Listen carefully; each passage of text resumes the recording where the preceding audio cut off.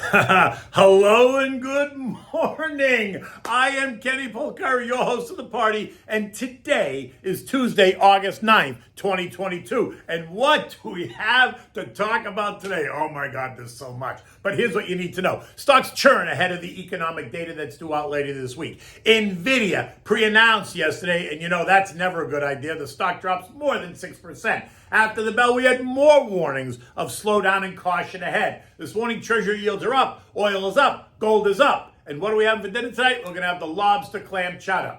Delicious summer dish. Okay, so stocks whipped around on Monday, right? Beginning of the day in the early hours, pre-market in the negative territory, only to turn up at the opening bell and trade higher in the moments after the opening bell, as it appeared as if Friday's non-farm payroll report was not going to get in the way of what investors wanted to do, right? Stocks notched a high at about 10 o'clock in the morning when the S&P traded up to 4188 and the NASDAQ traded up to 12,855, and then it was all downhill from there. Nvidia, the premier semiconductor company, came out and pre-announced, which usually means it's not good. So the dilemma in the C-suite at Nvidia was this, as they sat around the table wondering what to do.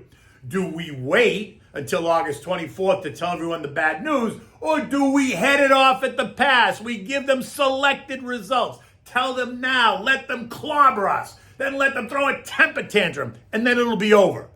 Or do we say nothing and just let it ride until the end of the month when we report the earnings, right?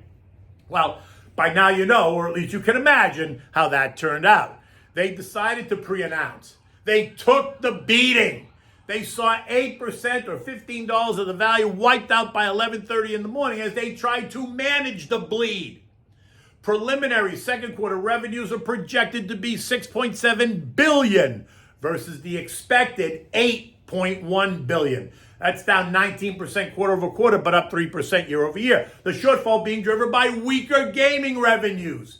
Sure, because the kids can go out now, so now they're out playing, right? They're not sitting in front of their computers. And they're expected to be down 44% quarter over quarter and down 33% year over year. Data center revenues were up 1% quarter over quarter and 60% year over year. Second quarter results are also expected to include about $1.3 billion worth of charge-offs.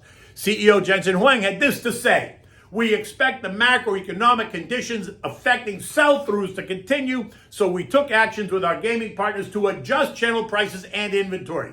So you're going to ask me, what's a sell-through? It's the ratio of the quantity of goods sold by the retail outlet versus the quantity distributed to it wholesale.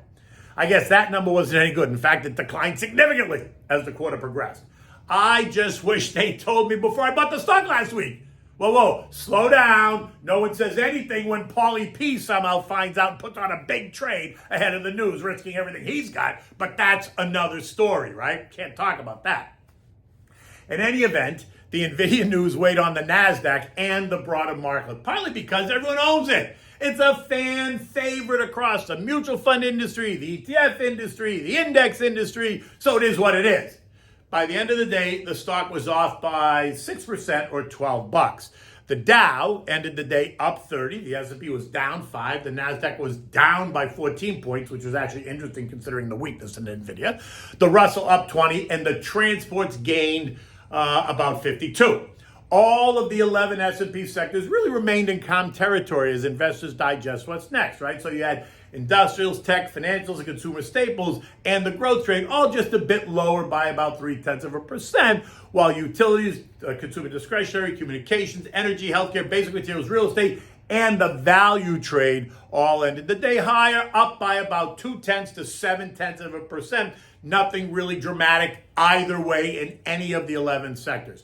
Treasuries rose in price, sending yields down, but leaving them still inverted, right? The 2's yielding 3.2%, the 5's are yielding 2.9%, and the 10's are yielding 2.7%. Now this morning, prices are down and yields are up, but the curve remains inverted and will remain inverted apparently for a while, but no one wants to talk about that. There was lots of conversation about the Inflation Reduction Bill, now known as the Schumer-Manchin Tax and Spend Stagflation Bill, as more analysis took place. Even Bernie Sanders expressed disappointment, saying that the CBO, along with a range of other economic organizations, have all studied the bill and agree that it does nothing to bring inflation down.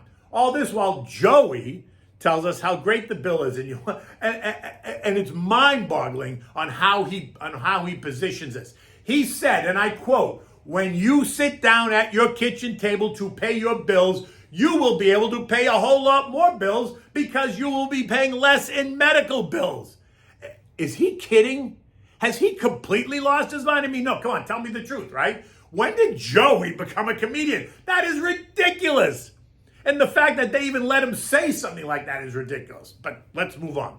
Oil traded up by $1.50 or 1.6% to end the day at $90.76 a barrel. Recall, they've been blaming the weakness in oil on demand destruction due to the recession that apparently doesn't exist.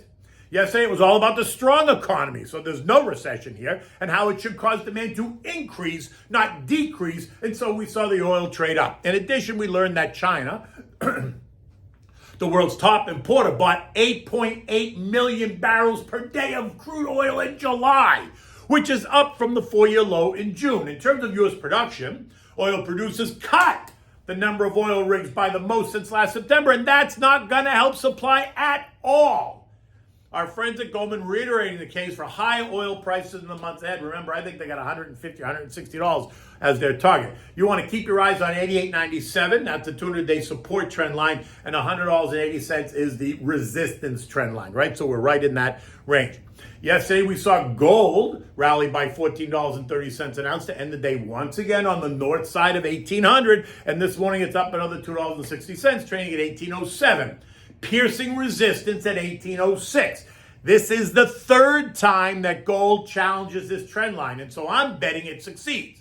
Last week, I pointed out that the longer-term technical trend suggesting that gold is poised to go higher in the months ahead. I still believe it is.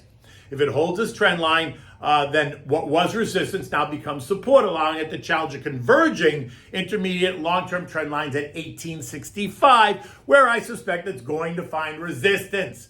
But once it pierces that, then it's going to be off to the races. And remember, I have Newmont Gold and Barrick Gold on the list of names that I think are going to pop. They're forming nice bottoms here, and they look like they're about to take off. In addition to the inflation concerns, the fact that China has extended their military exercises over Taiwan indefinitely, showcasing their new set of weapons, trying to intimidate the island, will keep pressure on politics and will serve as a reason for investors to flock to gold as a store of value. 1811, which is last week's high, is the short-term target for now, right? We have to get up and through that, and that'll give it more momentum. After the bell last night, we heard from 5 more companies, lesser known, but all warned of difficulties ahead. Take-Two, Allbirds, Smile Direct, 3D Systems, Car Guru, all warned and made comments like, not recession-proof, extended difficulty in the second half of 2022, and challenges for consumers, especially for discretionary spending in the months ahead. Those were just some of the comments. And this morning we learned that Snap is joining a host of other names that we've been discussing, announcing coming layoffs in the weeks ahead. All this pointing to caution ahead, confirming what all the other S&P companies have been reporting and warning about in their forward guidance. Economic data today includes the NFIB Small Business Optimism Report. That came in at 89.9, up slightly from 89.5. Tomorrow brings us mortgage apps, real average hourly earnings year over year, and the all-important CPI read. Optimism is building that we're going to see a decline, suggesting inflation has peaked. This month, it's expected to show slight declines in all the metrics except ex-food and energy year over year, and that's expected to be up by 6.1%. So investors in the markets await. Now look, if the S&P does in fact decline, then expect all kinds of excitement from the administration and the Fed that their policies are working to tame inflation, giving them the right for 2 more years of Democratic rule. Oh boy, oh boy, oh boy.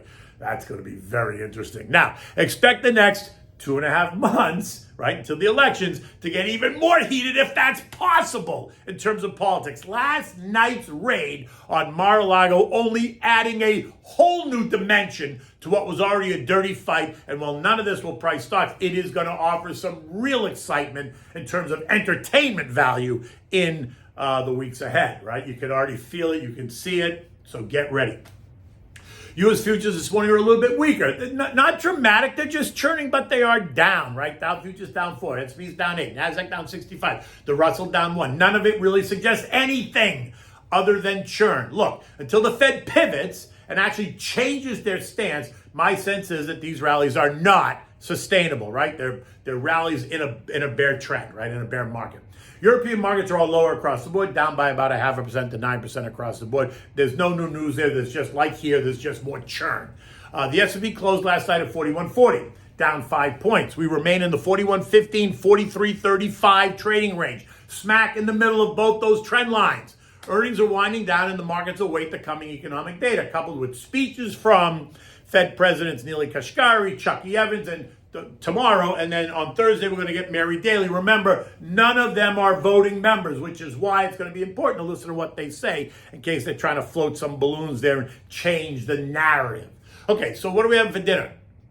This is a great dish, right? The lobster corn chowder. It's not complicated, but it does take a couple of steps. And it came to me from a friend years ago, and it has become a summertime favorite. How could it not be? I mean, lobster and corn, oh my God.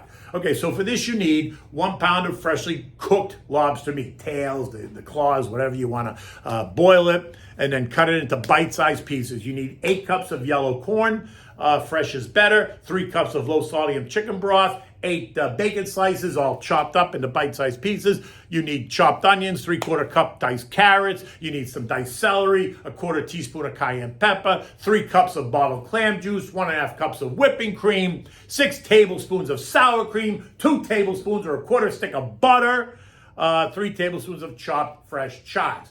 Now you want to puree 4 cups of corn with 1.25 cups of the chicken broth in a processor until it's smooth. Then place that in a pot, put it on medium heat, bring it to a boil, and then turn it off. Set it aside until you need it later, right? You can stir it, but just set it aside. Now, in a large pot, you want to saute the bacon over medium heat until it's nice and crisp, 15 minutes. Take the bacon out, put it on paper towels. Add the onions directly to the pot. Saute until it's light golden brown, another 5 to 8 minutes maybe. Add the remaining 4 cups of corn, whole corn. Saute for 5 minutes or so. Now add the carrots, the celery, and the cayenne pepper. Saute until the vegetables soften slightly. Maybe it's 10 to 15 minutes. Now add the clam juice and 1 3/4 cups of the chicken broth. Simmer 10 minutes. Now stir in the corn puree and the whipping cream. Simmer 10 more minutes. Season it with salt and pepper. Taste it. Remove the soup from the heat, and now add the sour cream. Now in a separate pan, you want to melt some butter and over medium-high heat. You want to take the lobster meat and saute it in the butter just until it's heated through. Maybe a couple of minutes. You know, not cooking it, just heating it up. Ladle the soup into bowls and then garnish each bowl with pieces of lobster meat, bacon, and sprinkle some chives on top and serve. Oh my God, it is a delicious dish. You can use it for dinner. You can use it as an appetizer. You can serve it, for lunchtime out on the deck overlooking the water. You can hear the waves splashing on the sand and you can feel the sand between your toes. Oh my God, summertime is such a great time of year. In any event, look, the day is young. It looks like a little bit cloudy here in Florida today. I don't think it's going to be, this bright blue sky, and maybe that's suggestive of what we're going to have in the markets today. In any event, until tomorrow, take good care.